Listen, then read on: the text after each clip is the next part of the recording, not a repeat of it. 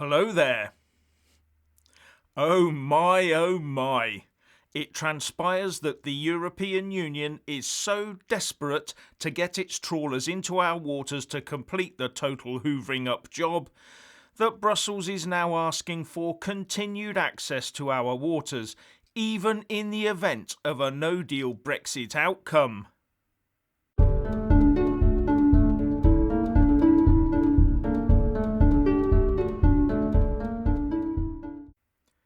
Firstly, please subscribe and like this video to give my channel a boost, and I'm always uploading new content, so please do check back daily, and a big thanks to my Patreon and PayPal supporters.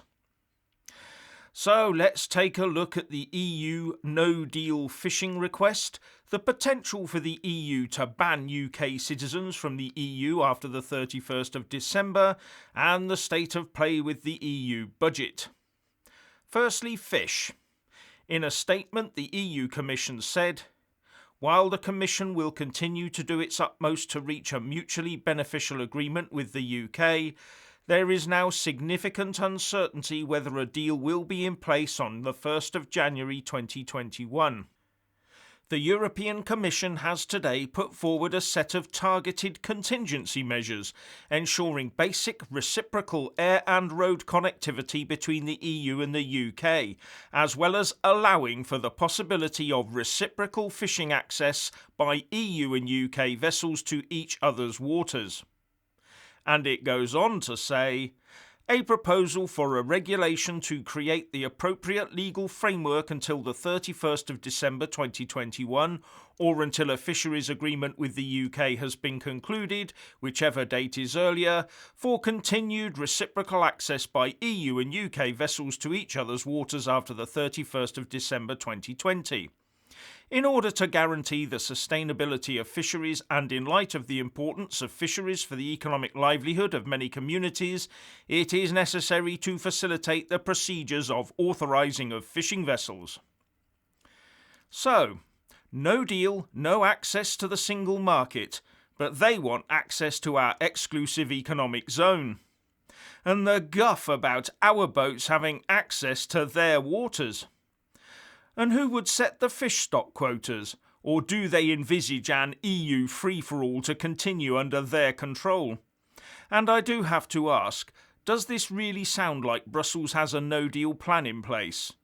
How many EU vessels have registered to work in our waters, or were they all expecting a UK cave-in by now? And at the same time as this, we hear about Brussels possibly banning people from the UK entering the bloc after the 31st of December under EU COVID travel rules.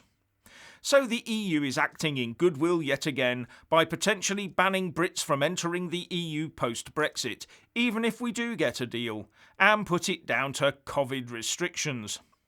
So nice of our friends across the channel to be ready to engage with the UK in a spirit of cooperation with what they call their UK friends.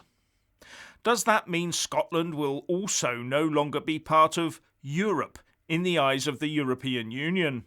I bet Nicola Sturgeon will love that one. You can hear her grovelling to Ursula von der Leyen, begging for Scotland to be part of the EU, only to be met with a stern, "You are no longer European, you lost that right when you left our glorious authoritarian dictatorship. However, you may qualify as Russian. Give Vladimir a ring." But in all seriousness, a European nation being barred entry into Europe because we no longer sign up to a political gangster protection racket should open the eyes of the most hardened Europhiles, although such is the spite amongst Remainers, or should I say rejoiners, that I suspect many of them will support anything that the EU says, even if it means they themselves never get to travel to mainland Europe ever again. OK, I know, the EU hasn't officially said that the UK will be barred from travel post-Brexit due to our unimpressive R rate, but the elephant in the room is they have not reached out to reassure Brits that they will be able to travel to the EU post-Brexit. But we'll see if the UK gets told it will be added to the EU running list of countries with which they have relaxed their COVID rules. It's just reassuring to know EU member states can still make their own rules on this anyway. Talking about this, the Foreign Secretary Dominic Raab told the BBC Radio 4 Today programme, "COVID restrictions will depend on the combination of what the EU decides, but also member states. We have already got challenges with that, and we have put our own restrictions in place." And ITV News reported, travel industry experts said UK tourists were a key contributor to economic growth in Europe and urged individual countries to override the EU. And it quoted Paul Charles, the chief executive of travel consultancy, the PC Agency, saying, "I cannot believe that EU countries who rely on the spending power of UK business and leisure travellers will seek to block entry after January the 1st. I'm sure that individual countries who need UK tourism will be sensible and override any EU bloc decision which prevents entry. It is so important now for countries to work together globally to create a consistent approach." It's almost like a bitter ex using the children against the other parent in a divorce, isn't it? At least Boris Johnson has been quite clear on his approach to the EU Commission wanting unbroken access to our waters in the event of a no deal, by saying he'll look at the Commission proposal, but "we will take back control of our waters and we would never accept terms that are incompatible with our status as an independent state." But on top of this, it seems that in the event of a WTO exit, the EU is offering up a series of mini-deals to get through it, with the proviso being the UK obeys their rules.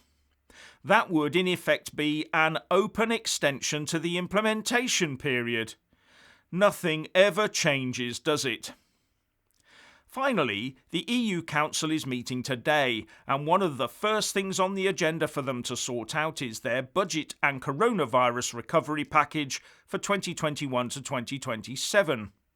And the main sticking points here are Poland and Hungary.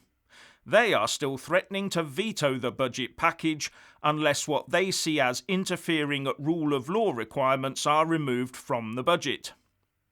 The rule of law mechanism to tie the allocation of funds to compliance could punish member states for not toeing the line with Brussels.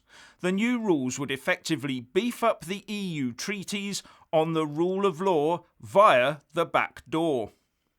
Now, a late proposal has been made to try and avert a financial train smash, with Politico.eu saying, EU ambassadors on Wednesday discussed a new compromise proposal designed to convince Budapest and Warsaw to stop blocking the EU's €1.8 trillion budget and recovery package, currently held hostage due to their opposition to a planned new mechanism linking EU money to respect for rule of law criteria. The compromise plan, which heads of state and government are hoping to approve at a summit in Brussels starting on Thursday, could see the implementation of the new mechanism delayed in a bid to break the impasse.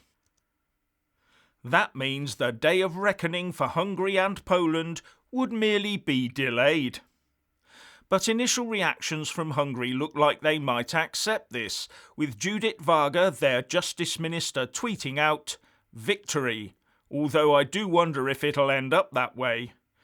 But if Poland agrees with this assessment, at least we here in the UK won't immediately have a bankrupt wannabe superstate on our borders next year.